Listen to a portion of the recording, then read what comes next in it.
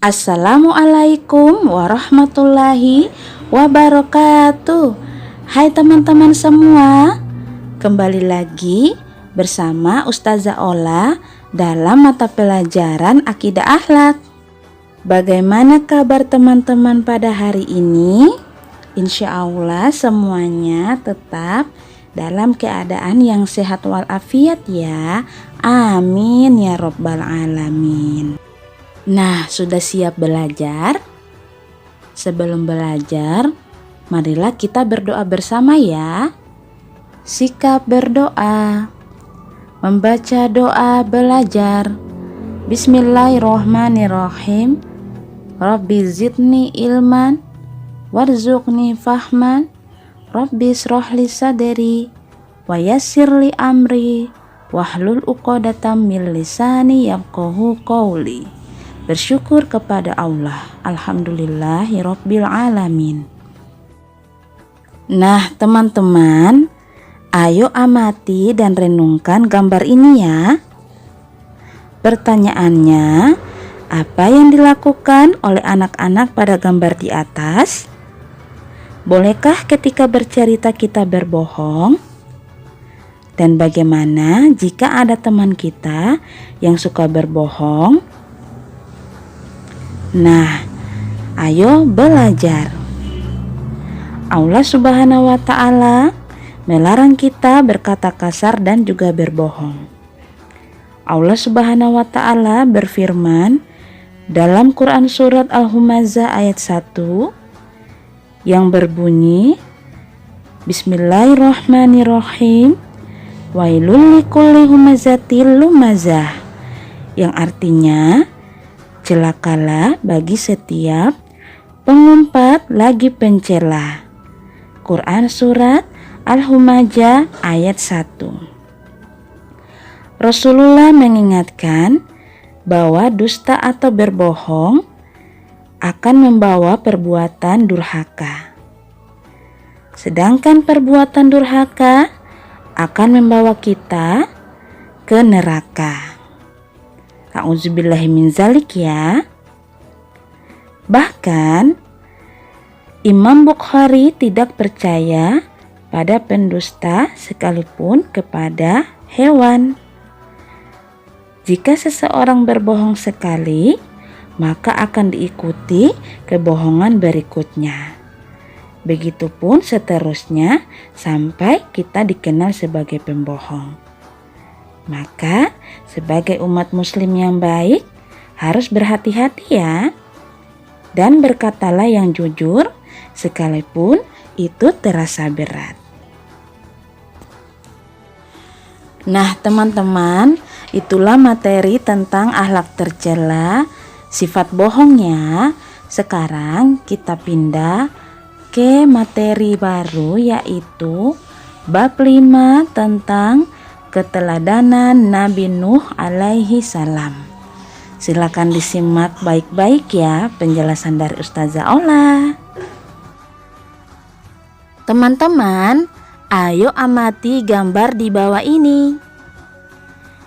Siapa di antara kalian yang pernah mendengar kisah Nabi Nuh alaihi salam? Bagaimana kebiasaan kaum Nabi Nuh alaihi salam? Nah, teman-teman, kalian tentu ingin mengetahui jawaban pertanyaan-pertanyaan di atas, bukan?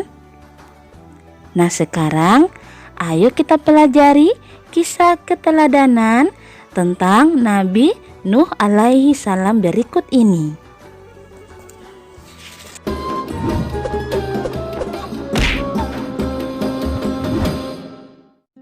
Kisah Nabi Nuh alaihi salam. Setelah Nabi Idris alaihissalam wafat, sedikit demi sedikit iman masyarakat mulai menipis. Iblis dan pasukannya semakin gemar menggoda mereka. Kemudian mereka mulai senang membuat patung. Mereka membuat patung untuk menghormati para pahlawan, leluhur, tokoh-tokoh yang sudah mati. Patung-patung itu diberi nama sesuai nama para tokoh itu. Dari sekedar penghormatan, lama-kelamaan mereka mulai menyembah patung-patung itu. Mereka percaya bahwa patung-patung itu mempunyai kehebatan dan kekuatan. yang bisa melindungi dan menentukan nasib mereka. Di antara patung-patung yang disembah itu, ada 5 yang paling mereka agungkan, yaitu Wa'at, Suwa, Yahud, Yauk, dan Nasr. Inilah asal mulanya manusia menyembah patung dan berhala. Tentu saja, ini semua hasil pekerjaan iblis dan pasukannya yang berusaha sekuat tenaga menyesatkan manusia agar tidak menyembah Allah dan masuk neraka bersama mereka. Allah tidak membiarkan manusia tersesat semuanya tanpa petunjuk.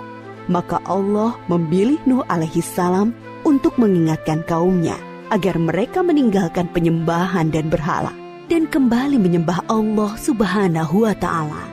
Siapakah Nuh alaihi salam? Nuh adalah cucu dari Nabi Idris. Fisiknya kuat, terbukti dari umurnya yang sangat panjang, sekitar 1000 tahun. Hatinya mulia dan sabar luar biasa. Pikirannya juga sangat cerdas, rendah hati, soleh, dan taat kepada Allah. Nabi Nuh adalah Rasul Allah Subhanahu wa ta'ala yang pertama. Sebelumnya, Allah hanya mengangkat nabi-nabi saja. Mulailah Nabi Nuh berdakwah kepada kaumnya. Nabi Nuh mengajak mereka untuk memohon ampun atas dosa-dosa mereka dan kembali menyembah Allah agar tidak terkena azab dari Allah.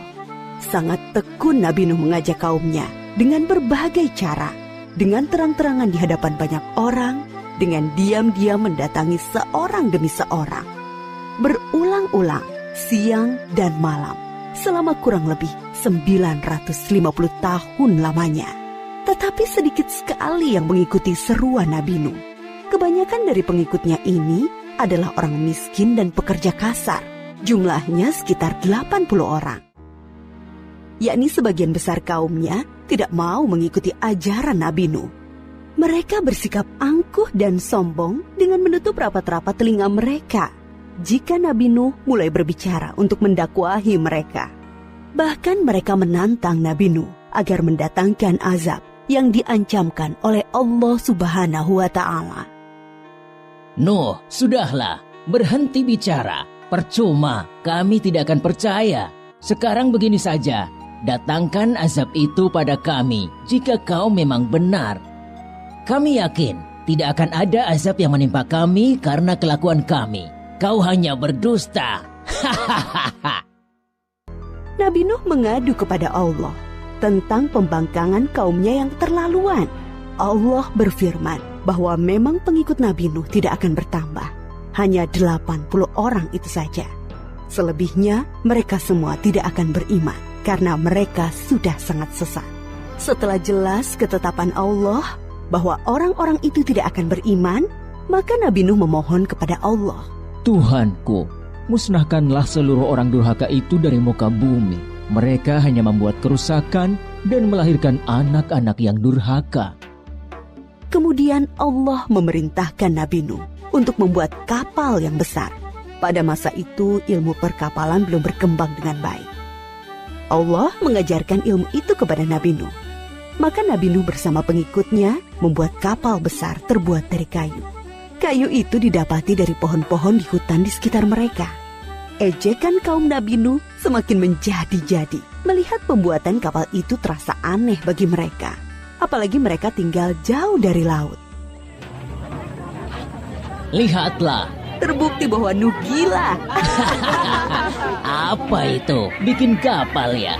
Untuk berlayar di hutan. Nabi Nuh dan pengikutnya bersabar dan tetap tekun menyelesaikan kapal itu. Akhirnya kapal besar itu selesai. Inilah kapal besar pertama yang dibuat oleh manusia. Kemudian Allah memerintahkan untuk mengumpulkan binatang-binatang sepasang-sepasang, jantan dan betina. Semua diangkut ke dalam kapal bersama orang-orang beriman. Semua keluarga Nabi Nuh, termasuk yang diangkut ke dalam kapal, kecuali istri dan salah satu anaknya, Kan'an. Mereka tidak mau masuk ke dalam kapal. Mereka tidak beriman dan termasuk orang durhaka. Sementara itu, langit menjadi gelap. Angin bertiup kencang, petir menggelegar. Hujan turun sangat lebat. Dari dalam tanah memancar air yang semakin deras. Juga dari dalam rumah-rumah penduduk, dari dapur-dapur mereka. Dengan cepat, air membanjiri bumi. Makin lama makin tinggi, menenggelamkan rumah, pohon-pohon, dan tentu saja orang-orang di luar kapal Nabi Nuh. Ketika Nabi Nuh melihat sekelilingnya dari atas, tampak putranya, Kan'an, sedang menyelamatkan diri dari banjir. Karena kasih sayangnya kepada anaknya, Nabi Nuh berseru, Anakku sayang, masuklah ke dalam kapal ini. Tidak ada yang bisa selamat dari azab ini kecuali yang berada di dalam kapal. Tidak ayah, aku akan memanjat bukit yang tinggi. Pasti aku akan selamat. Tiba-tiba datang gelombang besar dan Kan'an tidak terlihat lagi. Dia termasuk yang dibinasakan. Nabi Nuh sangat sedih, tetapi beliau menerima keputusan Allah. Di dalam kapal, Nabi Nuh bertasbih, memohon ampun dan berdoa tidak henti-hentinya bersama orang-orang beriman.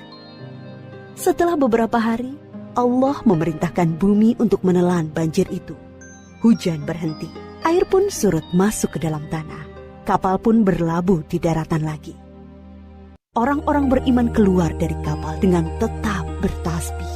Syukur yang tiada terkira.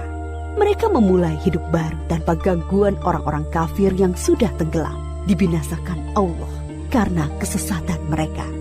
Kisah Nabi Nuh memberikan kita pelajaran bahwa durhaka kepada Allah dan tidak patuh kepada Rasul utusannya membuat manusia ditimpa azab di dunia ini maupun di akhirat.